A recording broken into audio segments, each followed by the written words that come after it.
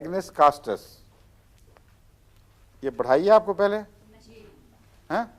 हाँ, क्या थी बातें इसकी? हैं?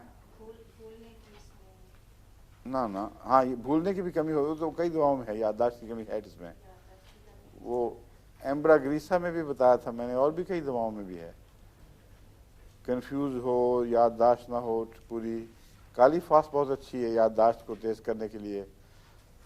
दायमी याददाश्त की कमज़ोरी में सल्फ़र बहुत अच्छा काम करती है। 200 में मैंने देखा है, वो मरीज़ जिनको दायमी कमज़ोरी हो दिमाग की, उनको सल्फ़र बहुत काम देती है।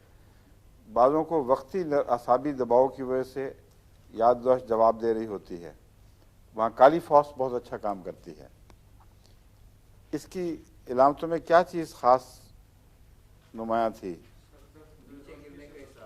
हाँ, ये ठीक है, बिल्कुल ठीक है। और औरतों में अमूमन चूँकि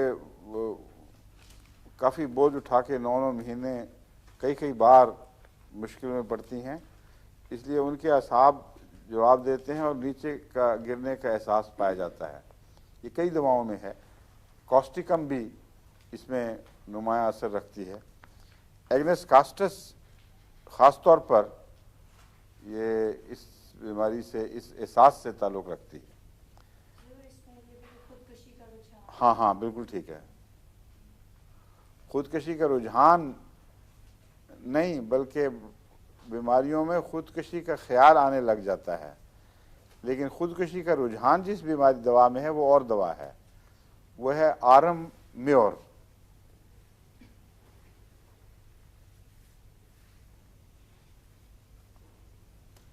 आरम म्योर सोने का नमक है,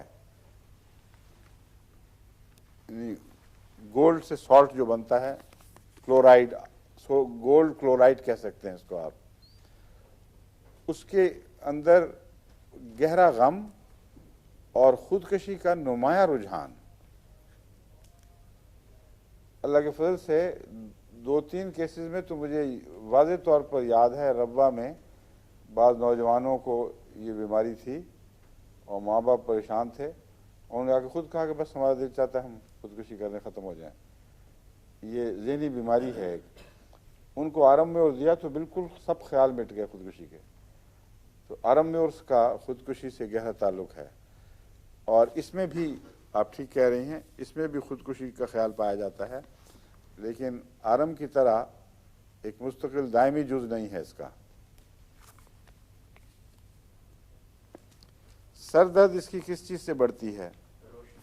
हाँ हाँ, फोटोफोबिया जिसको कहते हैं, ये आमतौर पर ऐसी चीज़ है जो एलोपैथिक डॉक्टर कहते हैं इसका इलाज कोई नहीं।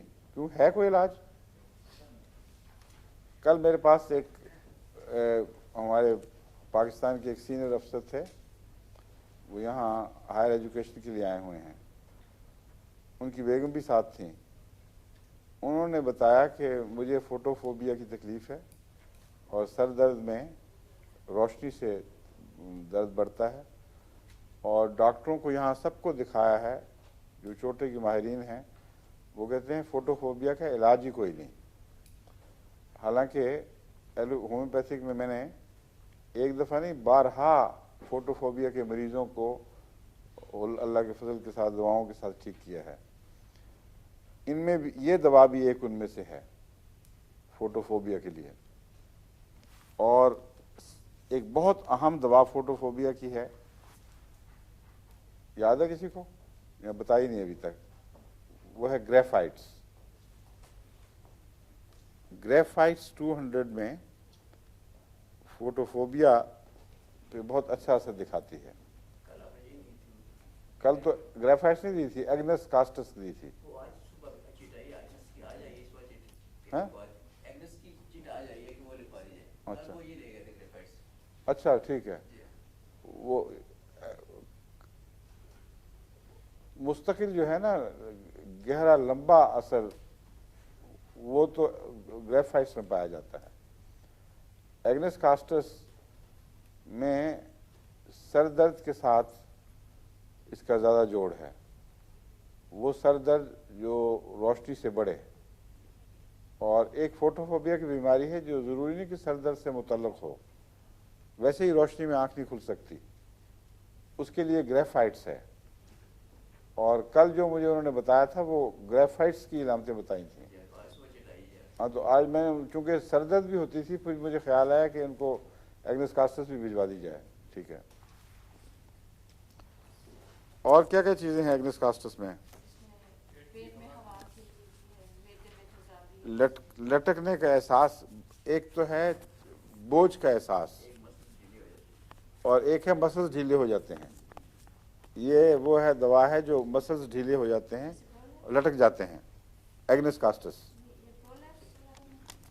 इससे नतीजे में प्रोलैप्स भी हो सकता है, लेकिन आमतौर पर मसल्स में जो टेंशन है जो उनको अपने ज़ात में सुकेड़े रखती है वो हट जाए। जैसा रबर ढीला हो जाए तो लटकने लग जाता है, इस तरह मसल्स ढीले हो जाते हैं, मस्कुलर सिस्टम में लचक नहीं रहती और वापस अपनी हालत पे सुकड़ने की ताकत नहीं रहती। कैलकेरिया फ्लोर भी और कॉस्टिकम भी, दायमी तौर पर कैलकेरिया फ्लोर बहुत अच्छी है उसमें, और एग्नेस कास्टस में भी ये बात पाई जाती है। लेकिन एग्नेस कास्टस में एक बात जो किताबों में लिखी हुई है, पता नहीं क्यों गलती से है, ये सचमुच है, इसका औरतों से ज़्यादा ताल्लुक़ है एग्नेस कास्टस का, इसलिए मसल ढीले होने के ज़िक्र में औरतों का जिक्र मिलता है कि ख़वातीन के मसल जब ढीले हों तो उनके लिए एग्नेस कास्टस अच्छी है। और चूंकि रहम के नीचे गिरने का एहसास भी एग्नेस कास्टस पाया जाता है, इसलिए हो सकता है इसका ताल्लुक़ अंदरूनी तकलीफ़ों से ही हो, और उसके नतीजे में जो मसल कमज़ोर हो जाए और ढीले पड़ जाएं उनमें मुफीद होगी।